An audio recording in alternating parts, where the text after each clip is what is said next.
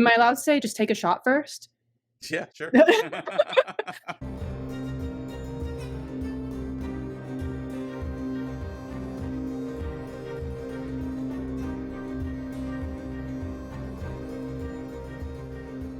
I'm Brad Wolf, and welcome to Diarden. And this is part of our Game Master series called Mastering the Game. And today's topic, we're talking about the actor role as Game Master. What is it like to really focus on both the enjoyment of and the development of your skills as an actor in the role-play experience of the game? And I'm here with Hannah from Feywild Fiend, who does Feywild themed content for 5th edition Dungeons and Dragons.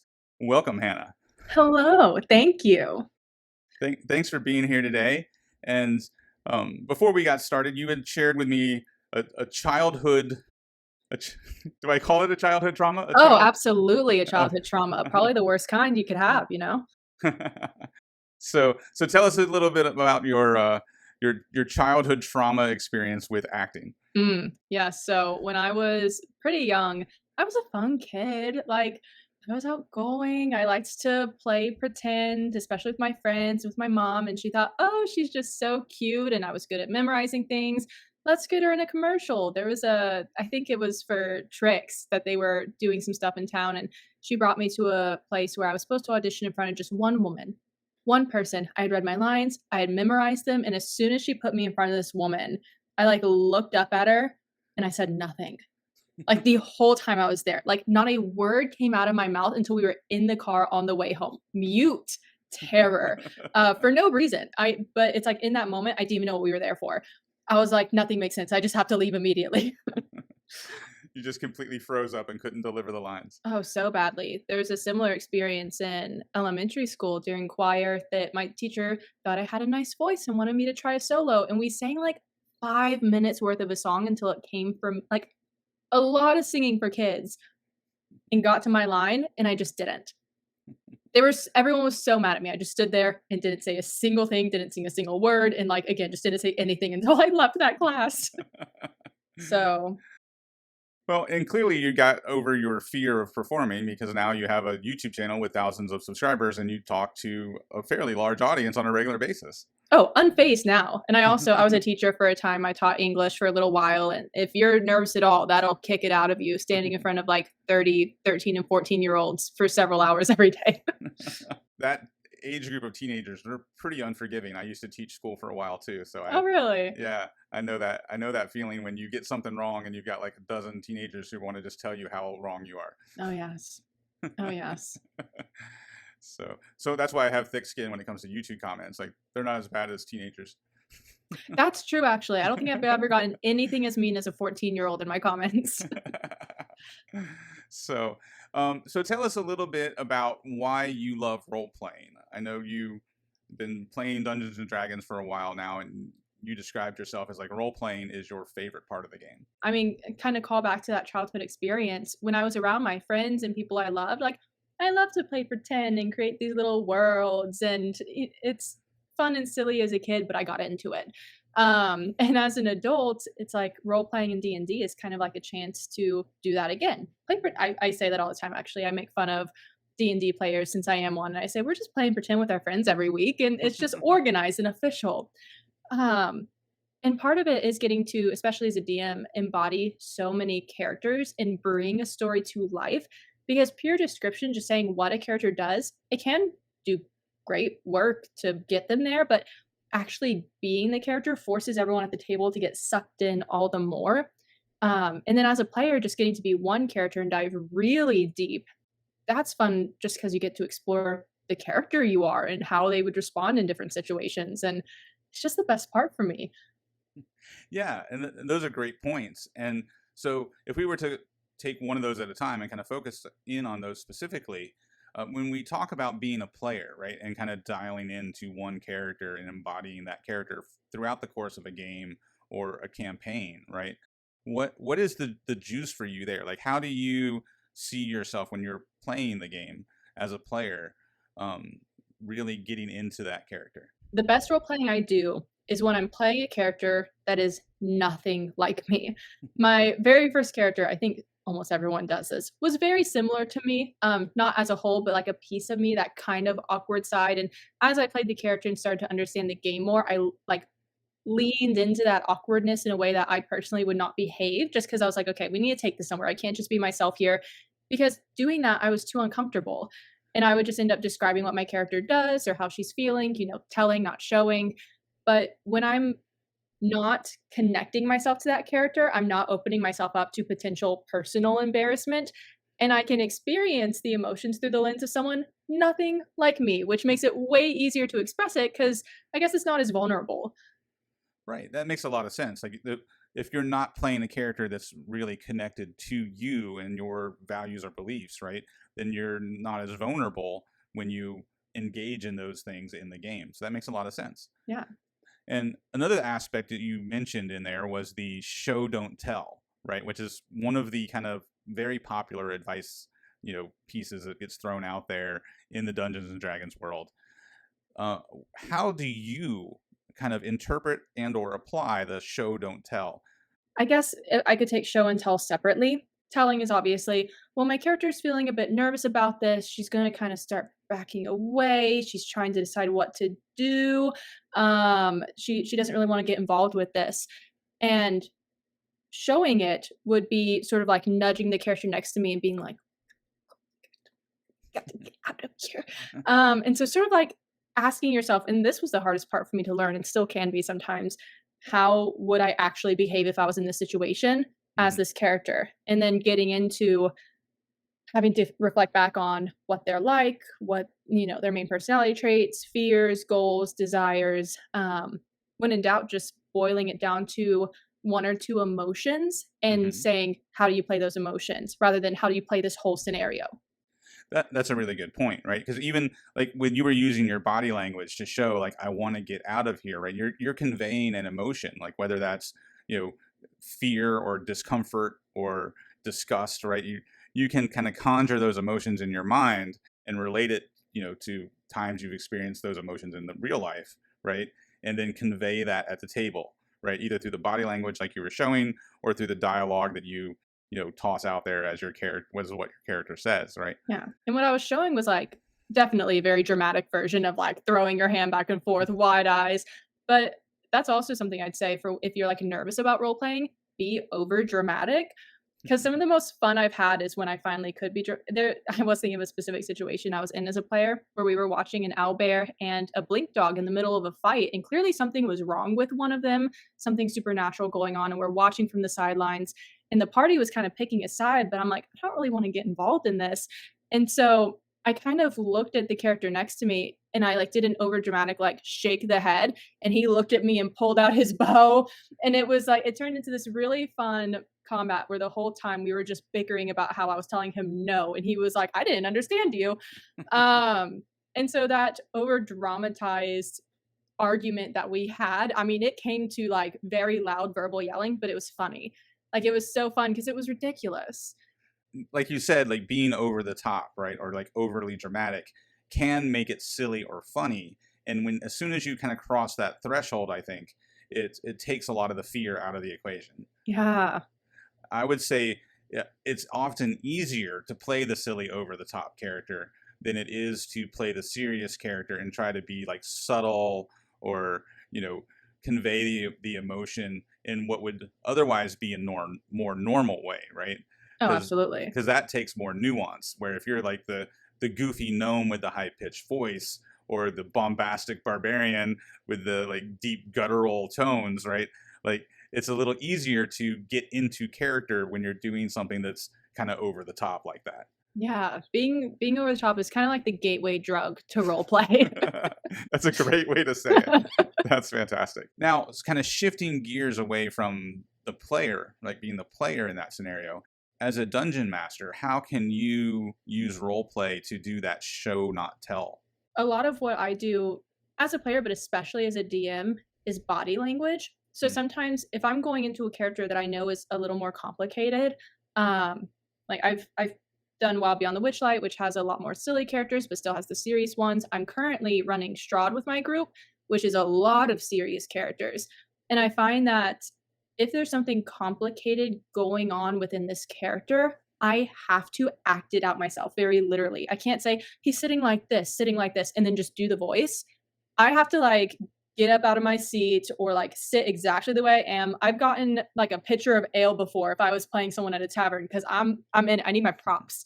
Um, and sometimes standing and just physical acting alongside the voice, and even, like, when it comes to eye contact, if a character's trying to hide something, avoiding eye contact with certain players or getting into it physically, especially when you're doing a lot of characters, can help you kind of keep everything straight. Absolutely. I think like props are a great suggestion, right? And I think like that physicality often helps me remember the voice, right? Especially if Yes. trying to recall an NPC that the players have met before, and I'm trying to make sure that I'm using at least a similar voice. So it's been 3 weeks since they've met this NPC. If my voice isn't perfect, right, that's fine because it's not recorded on a live stream like where someone can compare it from 3 weeks ago, right? So, but I try to like have some sort of like physicality that's related to that character, whether it's the old wizard who strokes his beard while he talks, right, or the flippant elf who like is always messing with their hair, right? So Yeah. that can often help, right, embody that character when you have some sort of like physical tell that because you're signaling to the player, oh yeah, this is the character we met before because I remember that crazy hair flip. Um, but you're also using it as a cue to help you remember the voice that you used previously. Yeah, because the voice is so huge. I'm thinking of there's a few people in our group who have DM'd, and, during our very first campaign as a group, this guy, he there was an NPC that, like, both like, in game, we hadn't seen for weeks, and out of game, we hadn't seen for months. But he gave her somehow such a notable voice that before he even described us seeing her again, he had her just say something from around the corner, and everyone at the table was like, "Oh, it's her!" Like, everyone knew instantly. We didn't see her, he didn't describe her, it was just like, "She's back!" Um, and so being able to, like, remember that exact voice can be so huge. Yeah, it's extremely helpful. When you try to kind of establish a voice for a character or remember one that you've already used, do you ever take notes to kind of remind yourself of like what that voice was? I really should. Um, it's been very helpful when I have, but most of the time I don't. Doing a random NPC, I kind of, I I ask myself 3 I give myself, like, a flow chart mentally. Is this voice on the lower end, middle, or higher pitched? And does it have an accent? And, like, that baseline, if I can remember it, I can normally then use my knowledge of the character's behavior to fill in the gaps. Yeah, that's a really good point. And I'm with you, right? The times I have written it down, it's super helpful, but I don't write it down nearly as often as No. I could, right? Sometimes I'll kind of make notes of like, okay, like nasally or guttural. So I'm not talking like deeper in my chest or talking higher up in my nose, right? Yeah. Making those kind of notes as well. I will kind of conjure an accent sometimes, but I'm not good at accents. So in my mind, I'm writing down the note of I want this to have this, Indian accent, right? But it it doesn't come across as Indian to the players. But in my head, that's the Indian accent, so I can remember to use that same accent again. Oh, I'm yeah. not about to tell the players I'm trying to do an Indian accent because it doesn't sound like an Indian accent. No, there were some herringons in Wild Beyond the Witchlight where I was like, "I'm gonna give him an Australian accent. That's gonna be so fun." And I was accidentally doing, like, I've never done a Scottish accent before in my life, but my attempt at Australian came out more Scottish, and I finally switched, like, I just hit a spot where I was able to start doing the Australian accent, and one of my players was like, "Suddenly, they're Australian," and I'm like, "That's what I was trying to do the whole time." And then I just dropped it. I gave up. I couldn't keep it. But that's how we learn, right? Like Yeah. part of the fun in doing this is the trial and error, and sometimes it comes off great, and sometimes not so much. But if we don't do it right, you don't get better at it. Yeah, I've spent a lot of time alone in my bedroom, standing in the mirror, watching myself act out a character. No shame in that. No, I used to have a long commute to work, so I would do it in the car, and oftentimes I'd end up at a stoplight, and the person next to me is like looking at me really weird because I'm being like super dramatic, and I'm role playing a scene and all by myself in the car. See him glance, you just gotta be like you're on the phone. Leave me alone. So, any other tips that you have as far as embodying a character or role playing at the table? Probably one of my biggest tips is I mean, obviously, I said, like, what pitch of your voice are you at? Are you doing an accent? But then that other piece is knowing the character. Mm. And sometimes, especially for really, like, this can go for simple, but especially for complicated characters, there's so much happening. Like, Strahd has so many personality traits, and under the surface has so many different motivations and goals that it can be hard to role play those really complicated characters. So I will severely limit them and write down 3, at the most 4 adjectives that can describe them, and I'll have that in front of me. And if I can focus on those things, the rest in the back of my head, can help fill in those gaps. But if I can remember just those basic personality traits, I can pretty much nail a character. Yeah, that's great advice, right? And I think you're exactly right that it's important to know a character's, motivations, to know a character's desires. One of the things that I often do is make a distinction between what they want and what they need Mm. as a way to establish kind of a mindset for that character. So the want being whatever the obvious thing that's on the forefront of their mind. I need to get this magic item. I want this thing that's going to help me accomplish my goal. I need to get these adventurers to go on this fetch quest for me, right? But then they might have a deeper need underneath that maybe they aren't even aware of consciously as a character. But that helps me kind of point the character in the direction of any sort of character development. So if this character is going to come up again, where are they at on this journey towards the need, even if that's different than what they want? Oh, yeah, because especially if they need something, you can highlight in your role play the fact that they don't have it, and kind of the fact that you're in an opposite position right there. Yeah, and oftentimes that need can even be kind of like an emotional need, like a sense of security or a sense of power, or doing away with fear or something like that. So so their want might be, I want this magic item to feel more powerful, but their need is, I'm really otherwise kind of scared of what's going on in the world right now. So there's like this underlying pressure that's kind of boiling up underneath the character while you're role playing. Oh, yeah. Like, this is a character I play, but I have this character who I gave her a very country accent, which is easy because I'm from Texas, and so I just sound like my family members when I'm playing her. And I just really lean into that accent, and I, give her that kind of, like, good time, like, good old boy version of a character, but I gave her a drinking problem, and I gave her this thing against undead where, like, anytime something dies, even if it's something she hated, she's at least throwing a little dirt on it, giving it a little burial. Even if it's disrespectful, there's still underlying there this fear of death Hmm. and this fear of a lack of control and of losing people. And she's not handling that underlying fear really well, but not acknowledging it, but acting it out through drinking a little too much in the evenings, spending too much of my coin, always having to bury the creatures or the people that you kill. They're inconveniences that she really needs to work out. She needs to work on those things. Yeah, well, and those flaws and those layers really give a character texture, right? Yeah. And I think that's also helpful when you're, as a player, you can make the DM aware of like that contrast between want and need. And that gives the DM an opportunity to work with you as a player on your character arc. Oh, yeah. Because then it's also fun for the other players at the table, and I love this when other people do it too, when they're acting one way, but something else is going on. And so we had one character who he was always kind of distant from people, and, like, people would reach out to him. He started a cult in the game. I won't get into that. But it's so funny because he's trying to evangelize to people and teach them to, like, be chill and relax while having a deep-seated fear of intimacy that he was struggling with. And so it's kinda like acting one way, but once the conversation would go one direction, he'd pull back, and it was so fun to watch that change in him over time. Yeah, that's a great example.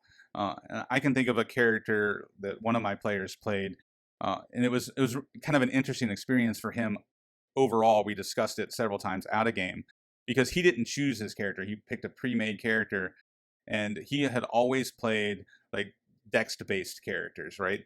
And so he was playing for the first time this big fighter, this Goliath fighter. The character had low dexterity, low charisma, and so he just played them very straightforward and very strong. But then he added like this insecurity about him being awkward around people because he had the low Mm. charisma. And so over time, as he became the hero, just because of the way the game and the dice went, whenever there was a big battle against one of the bosses, he was the one who landed the killing blow, right? So Nice. time and time again, the other party members are describing him as kind of the leader of the party, the hero of the group. He had an opportunity to role play that out at the table as his character became, more and more outgoing and really embraced this hero moniker that had been laid upon him. Yeah, and that makes me think too, one of the most successful one-shots, it ended up being a two-shot, but games that we've had in terms of role-playing was when I made pre-made characters for everyone, and they rolled, and all these characters were based off 80s archetypes. The jock, the nerd, um, we were running out of options, so I had to come up with the pastor's kid, you know? And so all these stereotypes that you could really play up in an 80s movie, I made these characters, had people roll a number, and handed them out. And the people that, some of these characters I inevitably started like making for certain people, thinking like, oh, surely it'll just go to them. I don't know. Like, it's just, oh, well, he always plays a character like this. He always plays a character like this. But the way they rolled, no one got what I expected. And they came to the table and killed it. And I think part of it is because it's not a character they would normally play, and they boiled it down to an archetype. You've seen this in overdramatic movies. You've Right. seen teenagers play this out, the typical version of it that you're going to see in media. And they did a great job. Yeah. Every single one of them. And that sounds cool. So like everything from like Breakfast Club all the way up to High School Musical and all the things in between, right? Oh, yeah. We've all seen those archetypes played out time and time again. And yeah, I would say one of the like best role play sessions I ever had with my recent group was we were playing Professor Dungeon Master's Cloak House as a horror one shot, right? And all the characters in that, all the pre-made characters, they absolutely hate each other. Like, and so they, Awesome. yeah, because it's a horror game, right? And so the goal is to survive the night. So they not only are they trying to survive the monster, but they also have to survive each other. And it was some of the like most outstanding role play of my group has ever done. And we still look back on that fondly and tell those stories of like the time where the player Brandy in character turned to one of the other players and said, "Billy, don't kill him, not without me." And just, That's funny. and like in the moment, like it just like it was so real in that role play moment. Like it gave everybody chills when she said, "Not without me." Yeah. Oh gosh. Oftentimes it seems intimidating at first, but when you grab a character that you're not familiar with, right, that you don't personally identify with, and you can stretch those muscles, once you get past the initial fear, you actually often do a better job of embodying that character because you're further away from who you really are, right? You're really getting into the character at that point because you have to stretch yourself because it's not somebody you're familiar with. Exactly. But especially then if you pick those archetypes or descriptors that you've seen before, you've seen in movies and film and read in books, you're not going in blind. Hugely helpful, especially to someone new to roleplay who is nervous about it. I mean, it's not like I was formally trained in acting or anything. You just start somewhere. It's learning by mimicry, like how the painters used to copy exactly the paintings of the masters. People still do that actually, and it's so cool. You're just mimicking the people who have done it before you, and that's how you get good. Right. Like, well, thinking back when I was a kid, that's how I learned to draw, right? As I copied like Marvel comic book characters and I copied the work of Frank Farzetta. Nice. And because I love Dungeons and Dragons, I loved Frank Farzetta's artwork. So I was always trying to copy his stuff. And of course, you're a kid, so you're also always drawing like Spider-Man and Wolverine and Batman and all Oh those yeah. characters as well. That taught me a lot about like human anatomy and balance and positioning. When you draw all these characters in these action poses. But you're exactly right. Like you learn, like we said earlier, by doing, but you also learn by mimicking or copying other people. And I think that's another benefit that we have in the role play community is there's so many live plays or recorded streams that you can go back and watch, and you can watch how other people do it. Oh yeah. One of the reasons I hope none of my players are watching this. One of the reasons I feel like I'm doing such a good job role playing a lot of the characters from Strahd is because I am actively watching a Curse of Strahd campaign right now. And I am straight up copying the DM doing so many things. I mean, it's a home game. Who's gonna get on to me for copyright or it doesn't matter. No. Steal in D&D. You're just hanging out with your friends, and these characters make so much more sense to me the way this DM has played them, and so I just copy sometimes the exact lines that she does, and then once I do that, I'm able to then start putting my own flair, understand the characters a little more, and take it further because I had a starting point. Yeah, and in fact, I had a similar conversation with a friend of mine the other day who's just starting to play D&D, and he's running games for his kids. And he's like, I'm not really sure how to role play and how to come up with characters and how to like create a story. And I said, you have the greatest advantage because you're running for kids. There's a ton of television and a ton of movies that they aren't allowed to watch yet. So steal content from all those shows that they have no idea even exist, and just steal those whole cloth because you don't Oh, even yeah. you don't even have to change them up or reflavor them or anything because the kids aren't watching those shows or those movies. You know, while you're at it, there's so much music, great music I can't use because my players know what Elden Ring sounds like. They've listened to the Lord of the Rings soundtrack a billion times. Kids haven't. Right? Yeah, that's a great point. Yeah. So he has even more tools at his disposal because his audience hasn't been exposed to nearly as much as the average D&D audience, right? That's awesome. But I think you're absolutely right. Like, and we say this all the time in D&D advice about stealing for story elements, right? Like borrow from real history or borrow from Beg, borrow, and steal. yes. So we say that all the time about a whole variety of things we do in D&D. I don't know that I've ever specifically heard anyone apply it to role play. Like I think it's perfectly fine to steal somebody else's shtick for role playing your character, right? Like you're doing like watching somebody else's live stream and using those elements in your game. Yeah. Like, the only time it would be a problem is if I was live streaming those and claiming, because at that point, like, it is kind of taking someone's intellectual property. It might not be their character, but it is their portrayal, their words. But in your living room, it doesn't matter. Yeah. Especially if I know that none of my players have seen this campaign I'm watching. So I don't know. Any final thoughts as we're talking about like acting and role playing in Dungeons and Dragons? Am I allowed to say just take a shot first? Yeah, sure. If you're just one, take a shot. Relax, dude. It doesn't matter. We're playing a game of pretend with our friends. You're exactly right. Like whatever you do to relax, and it's like let that fear go, right? Yeah. Yeah. You can absolutely talk about taking shots on my channel. I have a whole video where I compare the different versions of Dungeons and Dragons to types of alcohol, and I'm drinking the entire Stop. video. Yeah. I'm gonna go watch that after this because that sounds incredible. I never know. I'm like, am I allowed to tell people to just drink and get over it? Yeah, of course you are. They're Yeah. responsible adults. They need if they know that drinking's not for them, that's on them, right? Yeah. But And so that's my advice. Look in the maybe don't take a shot. That's on you. Look in the mirror. Say it doesn't matter. Get over yourself, and then go have fun. yeah, absolutely great advice. And in fact, I feel like that's good advice for life, right? That look in the mirror, tell yourself to get over it, and just go on. Sometimes, obviously, there are real problems that we face in our Oh, yeah. lives, but Of course. sometimes, when the problems of our own making, you're absolutely right. Just look in the mirror and tell yourself, get over yourself. Let's go. Yeah. I mean, unless it's something serious, of course, like you said.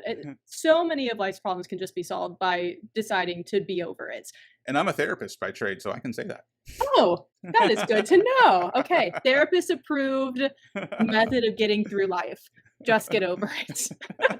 Thanks for coming on the show. And do you have anything going on with your channel or anything you want to plug while you're here to kind of let my audience know what you and your audience are up to? Yeah, same old, same old. Check me out, Feywild Fiend on YouTube. I try to post a video once a week on Thursdays around noon, talking about anything Fey related, whether it's for dungeon masters, players, settings, monsters, NPCs, old lore that I'm bringing to 5th edition. I do it all. I even had one video, it flopped, but I love it, where I kind of brought in some of Barovia and Curse of Strahd to one video, and made it Fey related. That is the guarantee. It will be somehow related to fairies. That's fantastic because I've always been a fan of like old school fairy tales and the fae, and I'm always looking for ways to incorporate more of that in my game. And whenever my players have gone to the Feywild in one of my games, it's always been a blast. Absolutely, and that is what I do a lot is I try to use the old folklore, and not just old D&D, but, like, the stories that these stories came from. The creatures they came from, their original I work a lot with the video I'm posting tomorrow involves Sir Gawain and the Green Knight, Mm. like an old medieval text, and anything truly original I can bring into it and bring into the Fey world, because I don't like an overly silly Feywild. So I Yeah, do like things to get serious and kind of, like, deadly and scary and, razor's edge. That's the Feywild I like to see. absolutely. I think fae need to be at least equally fun and creepy at the same time. Oh, 100%. Yeah. So while they might be a little bit whimsical and a little bit, fun and silly, maybe even at times, there's always this like deep-seated, like sinister motive behind whatever they're Yeah, gotta be delightful and scary. doing. That's a great way to describe it. Well, thanks again for coming on the show today and giving us your insight and wisdom on all of this. And best of luck with Feywild Fiend. And if you haven't checked out Hannah's stuff, go do it. It's really fantastic content. I enjoy It's watching it. the best channel on YouTube, don't look that up. Thanks again, everybody, for visiting the Dire Den, and I'll see you next time. And if you want to see more from this series on mastering the game, click the window on your left. And if you want to see what YouTube thinks is the best video for you, click the window on the right.